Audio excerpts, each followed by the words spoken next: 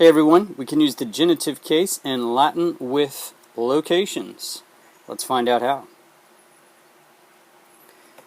Here we have a sentence fragment from the New Testament. In the church that was at Antioch, so this is not a full sentence, we're not going to diagram it, but we do have in preposition, in what? Church, object of the preposition. This would go in the ablative case. Article adjective, we'll get rid of that. And then we actually have a relative pronoun here, that.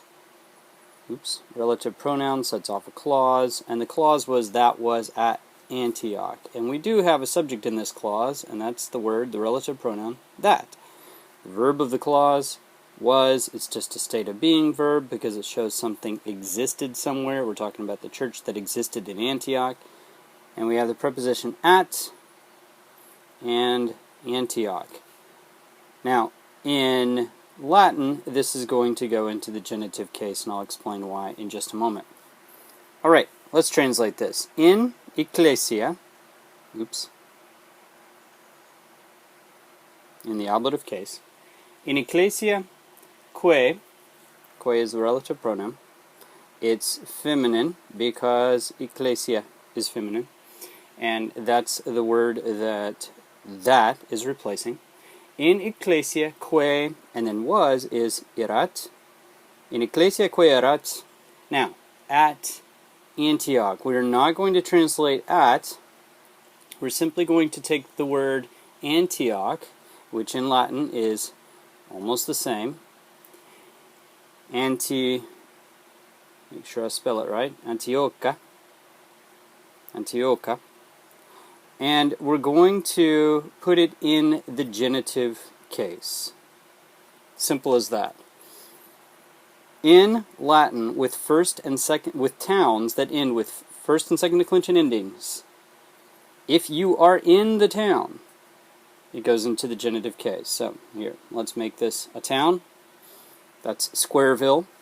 If you're out here and you're on your way to the town, you would use a different preposition. If you're leaving the town, you would use a different preposition. But if you were inside the town, if you lived in Squareville, and Squareville happened to have a name that was first or second declension, to say in the town, you would simply put it in the genitive case. So if we lived in Rome, Rome. If we lived in Tusculum, we're going to talk about this city in a minute. In another sentence, it would not be Tusculum, let's get rid of that, it would be Tusculi, because we live in Tusculum. I live in Nashville, or close to Nashville, Tennessee. So let's Latinize this and call it Nashvilla. Now, to say I live in Nashville, I would change it to the genitive, Nashville. Make sense? Let's look at some more examples. When Apollos was at Corinth, another fragment from the New Testament in William Dodd's Vulgate course. We have Apollos here, subject to the sentence, nominative case. It's not really a sentence, it's a fragment. Was, verb, he was at Corinth.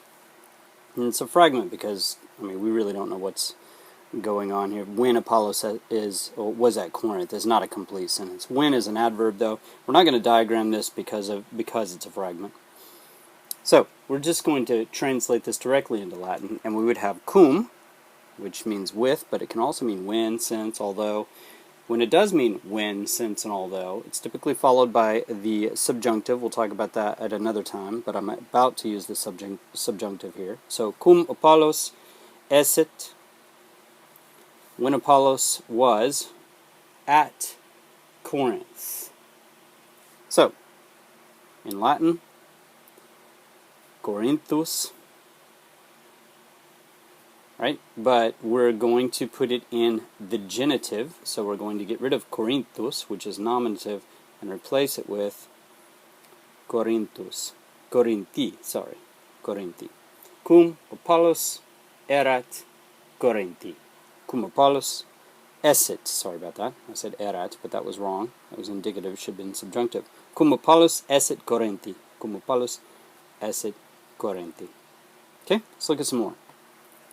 This one is from my favorite Latin textbook, Lingua Latina, which is simply the best reader and the best textbook if you're going to use a textbook to teach yourself Latin. team up, join Lingua Latina with Visual Latin, and you should be able to get through Lingua Latina. And it is the best. I love it. By Hans Orberg. Okay, subject of the sentence, Cornelius. Subject of the sentence, nominative case. What's he doing? He's living. Verb, where does he live? In, preposition. In what town? In Tusculum, which was not far from Rome. Object of the preposition. Now, it looks like it would be ablative, but because we're talking about a city, because we're talking about a location, and someone is in it, so here's Cornelius, he's the X inside Tusculum. Since he is living in it, it's going into the genitive case. Okay, so we would write in Latin, Cornelius habitat, not in Tusculo, but Cornelius habitat Tusculi.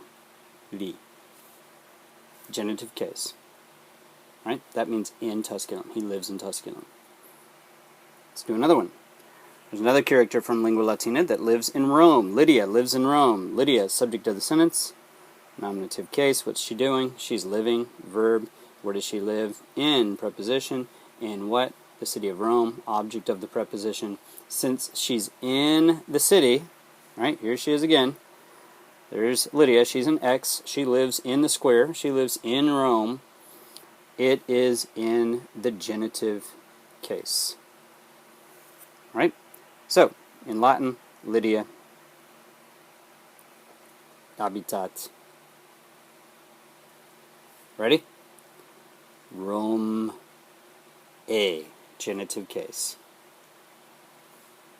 So again, if you live in a city that has a first or second declension name, to say in the city, you use the genitive case. This changed in later Latin and in medieval Latin, but in the Latin of the Romans in the classical period, this is how they did it. And probably in high school or college, if you're studying Latin, this is the one you're going to use. Alright, my friends, if you like these videos and want more, you know what to do. I'll see you next time.